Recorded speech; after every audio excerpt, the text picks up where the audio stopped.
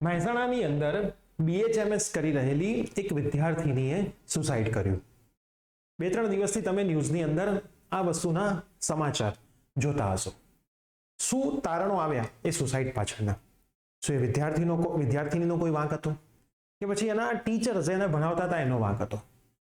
સ્ટુડન્ટ્સનો આક્રોશ અને પેરેન્ટ્સનો આક્રોશ જોઈને તો અહીંયા સાફ દેખાઈ રહ્યું છે કે એ કોલેજના જે પણ ટીચર્સ હતો એનો ખૂબ ત્રાસ વિદ્યાર્થીની ઉપર અને બીજા વિદ્યાર્થીઓ ઉપર પણ હતો. આજના આ વિડીયોની અંદર હું તમને એઝ અ બિગ બ્રધર વિદ્યાર્થીઓને એક સલાહ આપવા માટે આવ્યો છું, જેથી તમે પણ આવા કોઈ જાળમાં ફસાયો નહીં અને પછી તમારે પણ આવું કોઈ પગલું ઉઠાવવું ના પડે. તો આ વિડીયોને એન્ડ સુધી જોજો અને તમારી સાથે પણ જો આવું ક્યાંક કંઈક થઈ રહ્યું હોય તો કમેન્ટ 100% કરજો, જેથી આપણે એના ઉપર કંઈક આગળ વિચારી શકીએ, કંઈક એક્શન લઈ શકીએ. યસ દોસ્તો, મારું નામ છે પ્રિયેશ પટેલ. આપ સર્વેનું ખૂબ ખૂબ હાર્દિક સ્વાગત છે પ્રિયેશ વિદ્યાપીઠ પ્લેટફોર્મની ઉપર. એ વિડીયોની અંદર મેં 4-5 વિડીયોઝ જોયા, થોડુંક સર્ચ કર્યું. કોલેજના ટીચર્સ અમુક 2 કે 3 ટીચરના નામ આવ્યા છે. આપણે એમના નામમાં નથી જવું, કોલેજના નામમાં જવાની કોઈ જરૂર નથી. એ 2 ટીચર વિદ્યાર્થીઓને જ, બધા વિદ્યાર્થીઓને કોલેજની એક્ઝામમાં ફેલ કરી દઈશું, એક્સટર્નલ એક્ઝામમાં ફેલ કરી દઈશું, વાઇવામાં ફેલ કરી દઈશું, આવી ધમકીઓ આપતા હતા. અને આવી સેમ ટુ સેમ ધમકીઓ કદાચ તમને તમારા કોલેજના ટીચરો પણ આપતા હશે, કદાચ તમને તમારા સ્કૂલના ટીચર્સ પણ આપતા હશે. સ્કૂલ લેવલ સુધી તો આ બધું બહુ ઓછું હોય છે, કોલેજથી જ આ બધી બહુ વસ્તુઓ વધી જતી હોય છે. અને એમાં પણ મેં મેજોરિટી ગવર્મેન્ટ કોલેજના ટીચર્સમાં વધારે જોયું છે.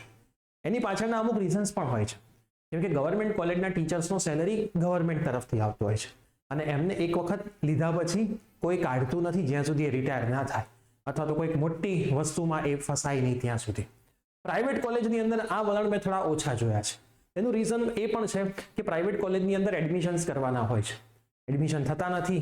જો ટીચર્સના વલણ ખરાબ રહેવાના ચાલુ થાય તો એ કોલેજમાં પછીની આવતી બેચ આવવાની બંધ થઈ જાય, કેમ કે માર્કેટમાં વસ્તુ ફેલાતા બહુ વધારે વાર લાગતી હોતી નથી.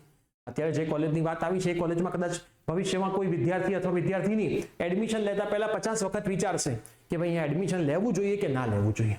કદાચ એ 2 ટીચરોના લીધે આખી સંસ્થાની જે છબી એ અત્યારે ખરાબ બનવા તરફ જઈ રહી છે અને બની પણ ગઈ છે, કેમ કે બધા આ વસ્તુ તો જોતા જ હશે. તો જે પણ વિદ્યાર્થીઓ છે, હું જેટલા પણ ટીચર્સ છે એ ટીચર્સને કહેવા માંગીશ કે કદાચ કોઈ વિદ્યાર્થી કોલેજનો એક દિવસ મોડું સબમિશન કરાવે છે, ક્યારેક તમારી કોઈક ફાઇલ 10 દિવસ મોડી બતાવે છે, તો એને એક વખત વોર્ન કરો અને એને એકલામાં વોર્ન કરો કે ભાઈ નેક્સ્ટ ટાઈમથી આ વસ્તુ નહીં ચાલે, આ વખતે તો હું આ કરી દઉં છું. તમે એને ધમકી આપો. આવા તો અમને ઘણા બધા વિદ્યાર્થીઓના ફોન આવતા હોય છે કે સર અમારો ટીચર મને આવી ધમકી આપે છે કે હું તને વાઇવામાં ફેલ કરી દઈશ, આમ કરી દે. વિદ્યાર્થીને ફેલ કરવાથી તમને શું મળી જવાનું છે? તમે એને વાઇવામાં શું કરવા ફેલ કરો છો? મેં તો એવા બે વિદ્યાર્થીઓ જોયા છે કે જે વાઇવામાં ફેલ હોય ને એક્સટર્નલમાં A ગ્રેડ લાવ્યા હોય. અને આ વસ્તુ હું એટલા માટે કહી રહ્યો છું પર્સનલી, કેમ કે હું જે પ્રાઇવેટ કોલેજમાં ભણતો હતો એ કોલેજના 2 શિક્ષકોએ મને અને મારા ગ્રુપને પણ ધમકી આપી હતી અને ઓછા માર્ક મુકાવેલા છે. પણ અત્યારે કોલેજની પરિસ્થિતિ એવી છે કે એડમિશન નથી થતા. એનું રીઝન અમારી બેચ, અમારી પછીની બેચ, આવા 2-3 શિક્ષકોના લીધે માર્કેટમાં એવી વાતો ચાલુ થઈ કે ભાઈ આ કોલેજની અંદર હેરાન બહુ કરે છે શિક્ષકો, અને હેરાન થવાના લીધે વિદ્યાર્થીઓ હવે એ કોલેજમાં એડમિશન નથી લેતા.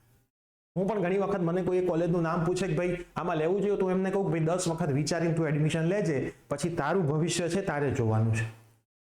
ખાલી તું બિલ્ડિંગ, જગ્યા આ બધું જોઈને એડમિશન ના લઈ લેતો. એટલે વસ્તુ આવી છે. અમે તો કદાચ એ વખતે એ પ્રોબ્લેમ્સમાંથી નીકળી ગયા. અમને લોકોને તો જે એક્સટર્નલ હોય એમાં DD ગ્રેડ અપાવડાયો હતો પ્રોજેક્ટની અંદર. એમાં પણ અમારા 4 વિદ્યાર્થીઓના ગ્રુપમાં 2 ને DD, 2 ને A ગ્રેડ આપ્યા હતા. જ્યારે કામ અમે લોકોએ કર્યું હતું, પેલા 2 કશું નહોતું કર્યું, વાઇવામાં કશું નહોતા બોલે. અને અમે તો છે કે એક્સટર્નલ ક્યાંથી આવ્યો તો એક્સટર્નલ શું માર્ક મૂક્યા ત્યાં સુધી પહોંચ્યા હતા, અને બધા જ પ્રૂફ સાથે અમે પછી આગળ ટ્રસ્ટી જોડે ગયા હતા. પણ જે માર્ક એક વખત મુકાઈ જાય એમાં કોઈ દિવસ ચેન્જ થતો હતો નહીં. તો જેટલા પણ વિદ્યાર્થીઓ જોડે એટલે તમારા કોલેજના ટીચર્સ આવી કોઈ વસ્તુ કરી રહ્યા હોય તો સૌથી પહેલા કોઈ પણ ખોટું પગલું ભરતા પહેલા તમારા પેરેન્ટ્સને તમારે સાચી હકીકત જણાવી દેવી જોઈએ કે ભાઈ મને કોલેજની અંદર આ રીતે હેરાનગતિ કરવામાં આવે છે, હા મારો વાંક છે, હું એને સ્વીકારું છું, ને નેક્સ્ટ ટાઈમથી વાંક જે મારો હતો એ હું નહીં કરું, હું એને ટાઈમ ટુ ટાઈમ પૂરું કરવા પ્રયત્ન કરીશ.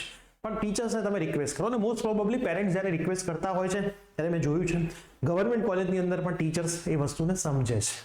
મોસ્ટ પ્રોબેબલી 90% કોલેજની હું વાત કરું છું. 10%માં તો પ્રાઇવેટમાં અમુક જગ્યાએ વાંદરા ટીચર હોય છે, એ તો એવા જ રહેવાના છે, એમાં કોઈ જ વસ્તુ. અને હું આવું બોલીશ જ, કેમ કે મારી જોડે આ વસ્તુ થયેલી હોય બરાબર, હું પોતે જ આનો શિકાર બન્યો હોય, મને જ મારી કોલેજના 2 ટીચરોએ જો હેરાન કર્યો હોય કામ વગરનો, અને હેરાનગતિમાંથી હું બહાર નીકળ્યો તો મેં મારા પેરેન્ટ્સને જ જાણ કરી હતી, કેમ કે એ વખતે હું કશું જ ના કરી શકત. હા, અત્યારે એ ટીચરોના ક્યારેક મારી પર ફોન આવે એડમિશન માટે, ત્યારે હું એમને કહું છું કે હું સાહેબ તમને ઓળખતો નથી, હું તમારી સંસ્થાને ઓળખું છું પણ હું તમને નથી ઓળખતો, તો આજ પછી આ નંબર પર ફોન ક્યારેય કરવો નહીં. હું આવી રીતે જ ફોન કરું છું, ઇન્સલ્ટ જ કરું છું, પ્રેમથી જ કરું છું, કેમ કે એ વખતે હું એ બોલવા માટે લાયક નહોતો, પણ આજે તો હું એ બોલવા માટે લાયક છું.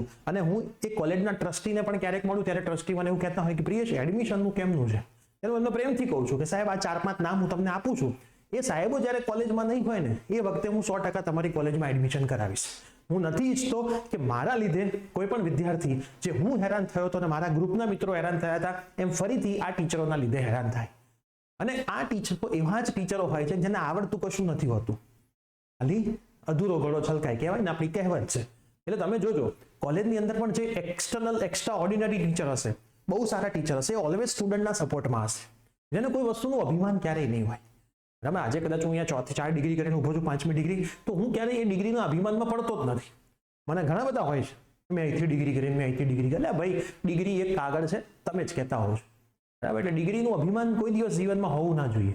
અમુક ટીચરને એનું અભિમાન હોય છે ને એના લીધે વિદ્યાર્થીને હેરાન કરતા હોય છે. હું આટલું બધું ભણ્યો, એટલે ભાઈ તું ભણ્યો તારા માટે ભણ્યો, પેલાને નથી ભણવું એટલું બધું. અને સબમિશન કદાચ 10 દિવસ મોડું કરાવે, તમે 9 વાગે જમવાની જગ્યાએ કદાચ 10 વાગે જમવા જાઓ, તો શું તમારા પેરેન્ટ્સ તમને ના પાડે કે ના આવતો કાલથી જમવા? એ તો લોજિક છે ભાઈ, ક્યારેક કોઈક વસ્તુના લીધે મોડું થઈ જાય, અને ભૂલ કોણ કરે? માણસ કરે.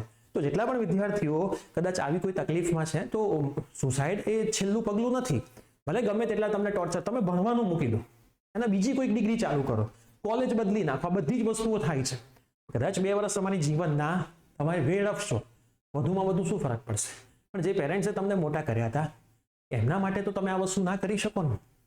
કોઈ પણ વિદ્યાર્થી જે આપણા પ્લેટફોર્મ પર ભણી રહ્યો છે, હું તમામને રિક્વેસ્ટ કરીશ કે આવું કોઈ પગલું ભરતા પહેલા તમને આવી કોઈ તકલીફ હોય તો તમે તમારા પેરેન્ટ્સને વાત કરો. કદાચ તમારા પેરેન્ટ્સ તમને એમ પણ કહેશે કે બેટા આમાં તારો જ વાંક છે, હા સ્વીકારો મારો વાંક છે, પણ હવે આનું સોલ્યુશન શું?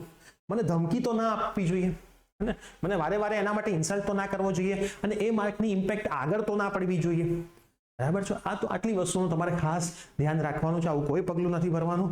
શું તમારા કોઈ ટીચર્સ તમને આવી રીતે હેરાન કરે છે તો 100% કમેન્ટ કરજો.